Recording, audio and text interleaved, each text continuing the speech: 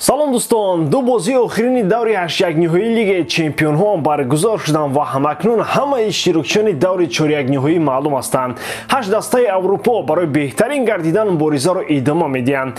Аз бозии Ливерпул ва Реал умеди камбеки мерсайдиё кам буд. Дастаи Ливерпул дар он ҳолате нест ки метавонист дилхоҳ дастаро баъд аз дилхоҳ ҳисоб сарнагун кунад. Аз ин хотир бозии дуюм хеле сокиту ором сипарӣ шуд ки ҳоло мо онро бароятон шаҳр медиҳем ва дигар хабарҳои муҳим ҳам ҳаст ки баъд аз лайк мондан метавонед тамошо кунед.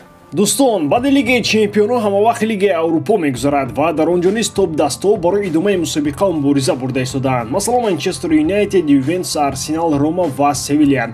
Кадом аз ин дастаҳо ғолиби ин мусобиқа мегардад? Тамошои бозиҳои имшабаро бо 1x боз ҳам ҷолибтар кунед. Дар он ҷо регистратсияи осон, пур кардани маблағ аз томи гӯшаву канори дунё, вале аз ҳам муҳим бонус то ҳаҷми $100 дар аввалин пардохт бо промокоди AMG 0777. ссилкаи бозӣ дар комментария. Ба ҳама муваффақият. Юрген Клоп қабл аз бозӣ гуфта буд ки агар ман ягона нафаре бошам ки ба муваффақияти Ливерпул боварӣ дошта бошам, пас ин аллаке қадам ба пеш аст. Худи бозӣ бошад нишон дод ки Ливерпул наздик ба ғалаба ҳам набуд. хоҳиши бозингарони мерсайдӣ пас аз нимаи аввал умуман гум шуд. Дар қисми дуввум то дақиқаи 80 мерсайдиҳо умуман ягон зарбаро ҷониби дарвозаи Реал равон накарданд. Ягона голи бозиро Бензема дар дақиқаи 76 ба самар расонд. Реал дастае шуд ки аз ҳама тезтар бозии 300-умашро баъд аз реформаи Лигаи чемпионҳо баргузор намуд. Умеди мухлисони Ливерпул хеле кам буд ва камтарин фоизе ки ба камбеки даста бовар доштанд, ноумед шуданд. Акнун дар Премер Лига Ливерпул бояд кори худро беҳтар кунад, чунки мавсими навбатӣ бе Юрген Клоп Лигаи чемпионҳо маънои худро хеле гум мекунад. бозии дигар байни дастаҳои Наполи ва Айнтрахт дар варзишгоҳи Марадона сурат гирифт. шаҳри Неапл ба майдони ҷанги ҳақиқӣ табдил ёфт. мухлисони Айнтрахт ки онҳоро ба бозӣ иҷозати ворид шудан надоданд, бо пулиси шаҳр даст ба гиребон шуданд. дар майдони футбол бошад, Наполи бо усули худ бо бозии зебо ғалаба карда дастаи сеюм аз Италия шуд ки ба даври 4-1/2 баромад. аввалин бор дар зарфи 17 сол дар Лигаи Чемпионҳо 3 даста аз ин кишвар ҳастанд. клубҳои Серия А дар даври 8-1/2 як гол ҳам ба дарвозаашон сар надоданд. дубли Осимхен ва голи Зелинский Наполиро ғолиби софи ин ҷуфт кард. 8 дастаи иштирокчии даври 8-1/4 ино шуданд. 3 дастаи Италия, Милан, Наполи, Интер, 2 даста аз Англия, Манчестер Сити ва Челси, 1 даста аз Испания, Германия ва Португалия, Реал Мадрид, Бавария ва Бенфика. мавзӯи рафтани Ансу Фати аз Барселона ором намешавад. аз фасли трансферии зимистона то ин ҷониб гапу садоҳо дар мавриди рафтани ин футболбоз хеле зиёданд.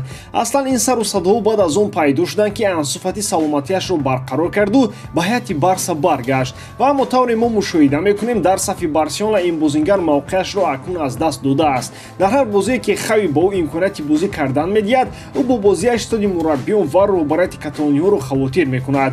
онҳо аз додани рақами 10 ба Ансу Фати шояд пушаймон ҳам шуданд. айни замон варианти асосӣ барои Фати рафтан аз Барселона дида мешавад. дар Барса мехоҳанд тарбиятгирандаи худро ба аренда бидиҳанд. агар дастаҳои дигари Аврупо ба ин шарт розӣ нашаванд, Барса омодааст то ин футболбозро ба фурӯш гузорад. соҳибназарони соҳа бар он ҳастанд ки барои Фати шояд рафтан ҳам беҳтар шавад. ӯ дар фазои дигар метавонад ба яке аз беҳтаринҳо табдил ёбад. ба Ансу Фати бештар аз ҳама дастаҳои топи кишвари Англия таваҷҷӯҳ доранд. тобистони соли ҷорӣ Манчестер Сити ва ё Арсенал метавонанд ин бозингарро ба сафи худ ҷалб кунанд. дар Ливерпул ба бозсозӣ омода мешаванд. тобистони соли ҷорӣ дар дастаи мерсайдӣ таҳввулоти ҷиддӣ дар назар аст. яке аз тағйиротҳои муҳим метавонад рафтани Салоҳ аз Ливерпул шавад. бозингари мисрӣ боз наздиктар бар он шуд ки сафи дастаро тарк намояд. бо эҳтимоли ғолиб бозингари хатти ҳуҷум тобистони соли ҷорӣ ба дастаи ПСЖ мегузарад. новобаста аз он ки тобистони соли гузашта Салоҳ шартномаи худро бо дастаи Ливерпул тамдид кард, ин бозингар баъд аз ҳама ҳолатҳое ки бо Ливерпул рух доданд ба рафтани худ омодагӣ мебинад. дастаҳои дигар ҳам ба Салоҳ таваҷҷӯҳи хос доранд. барои мисол, то он вақте ки Салоҳ бо Ливерпул қарордоди навро имзо накарда буд, Барселона хеле кӯшиш кард то бозингари мисриро ба тарафи худ ҷалб кунад. вале тобистони гузашта Салоҳ идомаи фаъолиятро дар Ливерпул интихоб карду ба қарордоди нав имзои худро гузошт. Салоҳ бо президенти ПСЖ Насир Ал-Халайфӣ робитаҳои зичи дӯстона дорад. онҳоро якҷо чандин маротиба ҳамроҳ диданд. дар чунин суҳбатҳо бо эҳтимоли зиёд яке аз мавзӯъҳо ояндаи Салоҳ буд.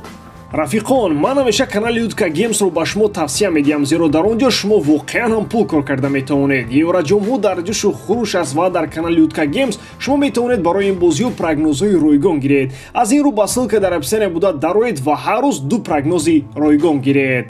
Манчестер Юнайтед дар хати ҳамлаи марказ номзади арзанда пайдо кард. Ҳама дар бораи Осимхен фикр кардед, не? Акнун таваҷҷӯҳи асосии дастаи шаҳри Манчестер ба Рандал Коломуани равон мешавад.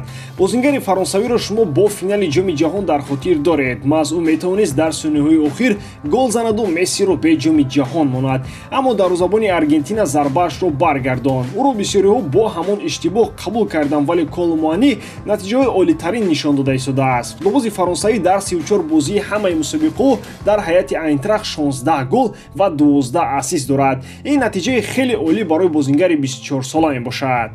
طبق معلومات‌های آخر تابستان سال جاری اولین دسته‌ای که با پیشنهاد رسمی خود با آینتراخت می‌رود ماز منچستر یونایتد خواهد بود.